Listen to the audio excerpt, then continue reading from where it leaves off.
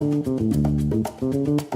bien, seguimos en Alerta Spoiler y en el día de ayer el diario El País del Estado español publicaba una nota que titulaba "El Vaticano insiste en cobijar a un obispo cercano al Papa acosado de abusos sexuales en Argentina".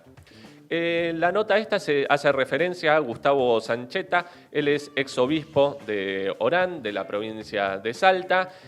Y entonces, para indagar un poco más sobre quién es Sancheta, por qué tuvo que venir a la Argentina a declarar, por qué el Vaticano pidió que lo dejaran volver al Estado del Vaticano a pedido del Papa, para hablar un poco de todo esto, estamos en comunicación con Daniel Satur, él es periodista de La Izquierda Diario y también probablemente una de las personas que más conoce del tema en el país. Muy buenos días, Daniel. Pato del Corro, Lía Pesaresi.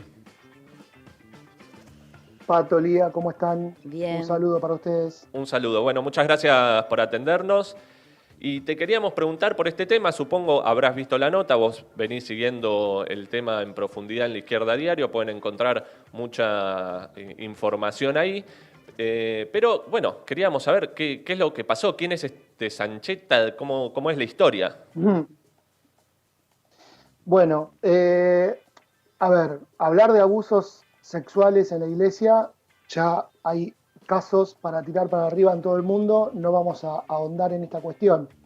Yo creo que el caso de Sancheta es muy interesante por una cuestión en particular, que es cómo está directamente implicado Jorge Bergoglio, el Papa Francisco, en el encubrimiento de Sancheta.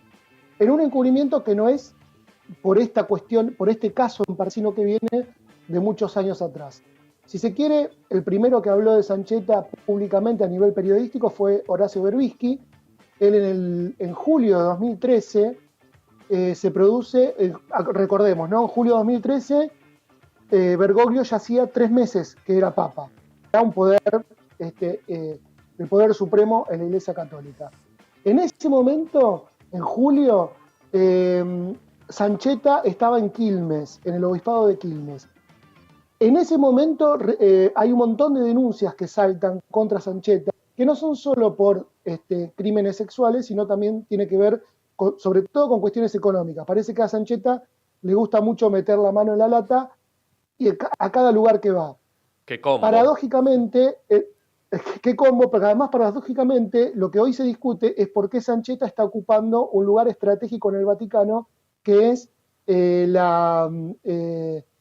lo que se llama la inmobiliaria del Vaticano, es decir, la organización o el departamento dentro del Vaticano que administra inmuebles del Vaticano desparramados por todo el mundo. O sea, este señor es el que lo premian finalmente ahí. Pero volvamos a 2013. En 2013, Berbisky publica en página 12 que Sancheta estaba siendo acusado en Quilmes, digo, textuales, que son testimonios que volcó Berbisky en esas notas.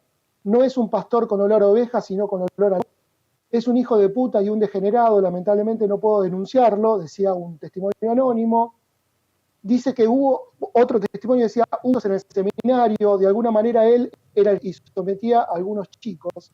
Bueno, nada, incluso se lo acusa de haber echado a empleados de un colegio de Quilmes por ser homosexuales, un colegio católico, obviamente, e incluso ofrecer trabajo en los colegios a cambio de servicios sexuales. Bueno, este señor, como es habitual el modus operandi, lo trasladan. Pero acordémonos que ya en julio de 2013 Bergoglio ya era Francisco. Y Bergoglio es el que decide, junto con la curia argentina, trasladarlo y nombrarlo obispo de Orán, en la provincia de Salta.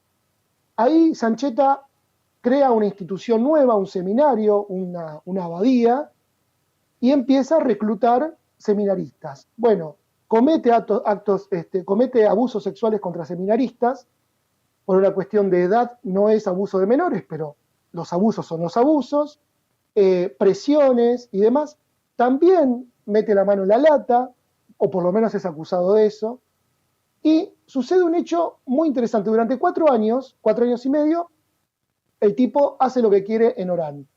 Entre otras de las cosas que hace, y esto vale aclararlo, el tipo es un gran mediador, entre comillas, de conflictos sociales. Algo que a la iglesia le suele gustar mucho hacer. Claro. Bueno, por ejemplo, hay una recordada huelga en el 2016, una huelga histórica de los obreros del ingenio San Martín, del ingenio San Martín del Tabacal, donde el intendente de Orán le pide por favor a Sancheta que interceda con los obreros, y en esa especie de intervención, realmente Sancheta se dice que logra desarticular o logra hacer bajar un cambio a los huelguistas, pero al mismo tiempo le estaba justificando el desalojo a palazos de la policía contra los obreros que cortaban la ruta. Bueno, ese es Sancheta. El hecho particular se da en julio de 2017, cuando Sancheta inesperadamente presenta la renuncia al obispado de Orán. Y en 3 días Bergoglio desde el Vaticano se la acepta. A los 2 meses, bueno, la justificación de por qué renunciaba era porque tenía un grave problema de salud y tenía que empezar un tratamiento, lo que le imposibilitaba seguir siendo obispo en Orán. El tipo a los 2 meses aparece en Corrientes, en el obispado de Corrientes, viviendo ahí, protegido por el obispo Stasnovic, que es el que lo había nombrado obispo o lo había ordenado obispo varios años atrás, y a los 5 meses de presentar la renuncia, él, que supuestamente tenía un estado grave de salud, aparece, y hay fotografías, dando un seminario, participando de un curso en Madrid, en una universidad eclesiástica, para ir pensando cómo es esta historia. Y el 19 de diciembre de 2017, Francisco, estando él ya en Roma, lo nombra asesor de la administración del patrimonio de la sede apostólica, que es esta inmobiliaria que yo les decía. Recién 2 años después, un año después de todo esto, el tribuno de Salta, y ahí vale la pregunta, ¿por qué el tribuno de Salta? Que es un bastante conservador y muy ligado al poder económico, político y obviamente eclesiástico de Salta, saca la noticia que en realidad la renuncia de Sancheta un año atrás no era por cuestiones de salud, sino que era porque las denuncias contra él por abusos sexuales de seminaristas, que el propio Vaticano había trasladado a otras ciudades después de haber denunciado, bueno, no era entonces por una cuestión de salud y demás. Bueno, la noticia de ahora es que cuando salta todo el escándalo, lo que hace Francisco es lo corre de la inmobiliaria del Vaticano y dice que se le comienza un proceso canónico interno, digitado por la propia curia, por la Congregación de la Doctrina de la Fe,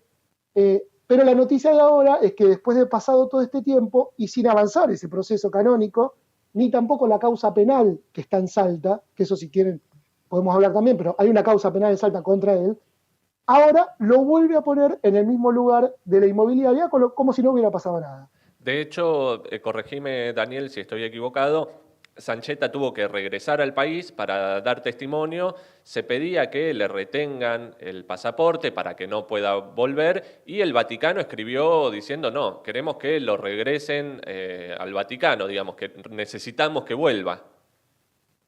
Totalmente, ahí tenemos ahí es donde entra, si Bergoglio no quedaba medio difuso qué pasaba con Bergoglio hasta antes, todo lo que conté, bueno, ahora queda claro. Sancheta se va a Roma, Bergoglio lo nombra en este puesto, pero al mismo tiempo la dirección postal de Sancheta cambia. Empieza a vivir en Santa Marta, en la sede de donde vive Bergoglio, para quienes quieran saber qué es Santa Marta. Bueno, está el libro Sodoma de un periodista, Frédéric Martel, un francés, que cuenta claramente qué pasa en Santa Marta. Bueno, él fija su domicilio y obviamente su teléfono y todo ahí en Santa Marta, en Roma. ¿Qué sucede? Desde la Fiscalía de Salta, donde se inició la causa penal, empiezan a citarlo, que tenía que viajar a Argentina para declarar en indagatoria, para procesarlo, porque las pruebas ya estaban a la vista.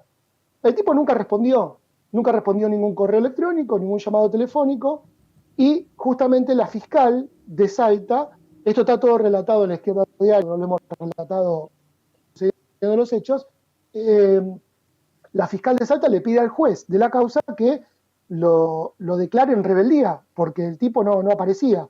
Bueno, espontáneamente, el 27 de noviembre del año pasado, se ve que ahí arreglaron con Bergoglio hacer algo, porque ya era un escándalo que el tipo fuera declarado en rebeldía, estando en Roma y mano derecha en manejos económicos de Bergoglio.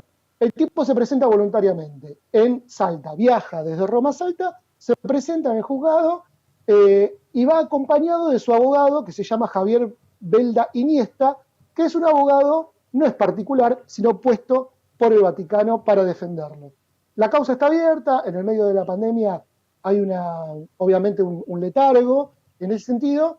Se supone que cuando se reinicie la cuestión procesal, Sancheta está bastante hasta las manos. O sea, es así. Lo escandaloso de ahora, o el nuevo capítulo de un escándalo muy largo, tiene que ver con que lo vuelven a instalar en un puesto en el que dicen, un puesto que no antes, parece que Bergoglio lo creó solamente para él, el de asesor de la inmobiliaria. Claro.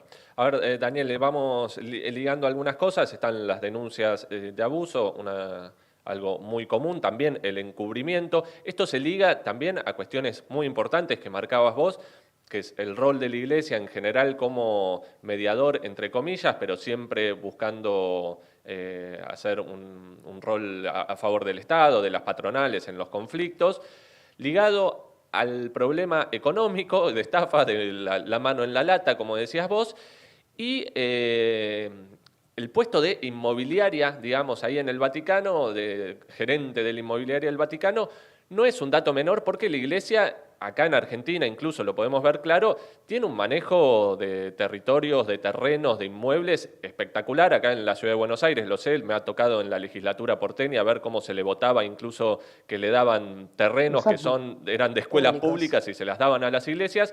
Pero muy cortito, pues ya estamos muy justos. Si me puedes decir, ayer me contabas que había algunas novedades también en Salta. Justamente, lo que acabas de decir, en este momento, en la legislatura de Salta, y esto va a ser motivo de una nueva nota de La Izquierda Diario, horas, en este momento la legislatura de Salta está discutiendo darle a la iglesia salteña, donarle un edificio ubicado en la provincia de Salta, que es una vieja escuela en desuso, es un edificio público. Se está discutiendo dárselo, entregárselo ¿cuáles serían los fines? Para que se hagan retiros espirituales. Esa es la idea. Recordemos que Salta es una de las provincias más conservadoras del país, donde la educación católica es casi, ha sido obligatoria y después hubo una medida judicial que lo invalidaba, pero no deja de ser todo lo conservadora que es desde el punto de vista institucional, político y económico. Y bueno, se lo a la parroquia Nuestra Señora de la Candelaria. Esto se está votando, se está resolviendo en estos días en la legislatura. Son alrededor de más de 200 propiedades que tiene la Iglesia Católica en Salta, pero como vos decís, donde rasques en cualquier parte del mundo, pero en Argentina sobre todo, ahí tenemos las propiedades que en definitiva, yo creo que hay un tridente. Es las propiedades, la Iglesia Católica en Argentina es una de las mayores terratenientes y poseedoras de propiedades. La segunda es el sostén que le resulta la Iglesia al Estado de conjunto, tanto en temas de contención social, es decir, de meter la idea permanentemente de que los pobres deben ser dignos y no dejar de ser pobres, y los ricos deben ser buenos y no dejar de ser ricos, y también una cuestión desde el punto de vista la lucha contra el aborto, en su época la lucha contra el divorcio, bueno, todo lo que sea laicismo y lo que sea pensamiento libre está en contra. Y una tercera cuestión que tiene que ver ahora con la pandemia, que me parece que es que la Iglesia está negociando con el Estado otras formas de meterse para esta contención frente a una crisis que se viene, donde van a necesitar mucho de esto. Claramente es el papel que cumple, por ejemplo, Víctor Tucho Fernández, el arzobispo de La Plata. También debería tener una causa penal por varios, junto con su antecesor, Monseñor Aguer, por varios encubrimientos de abusos sexuales y demás. Bueno, Tucho Fernández hoy está cumpliendo un rol, yo te diría casi estratégico, en la provincia de Buenos Aires, junto con el Estado, para contener a las masas pobres que, en definitiva, son las que, frente a esta crisis, pueden llegar a dar una sorpresa cuando salgan a reclamar lo que les corresponde en este marco de crisis absoluta. Entonces, ese rol perverso también lleva, termino con esto, también lleva a que el mismo Estado haga la vista gorda frente a los casos de abusos sexuales, porque no hace falta ser muy avispado para darse cuenta que en Argentina los curas presos por abusos sexuales son una ínfima minoría. Completísimo, Daniel, tu informe. Bueno, para quienes quieran seguir también, ahí en La Izquierda Diario pueden tener muchas más novedades y estaremos en contacto. Te agradecemos mucho la comunicación. Muy bien. Un abrazo. Gracias a ustedes. Hasta luego. No te vamos a arruinar tu serie o película preferida.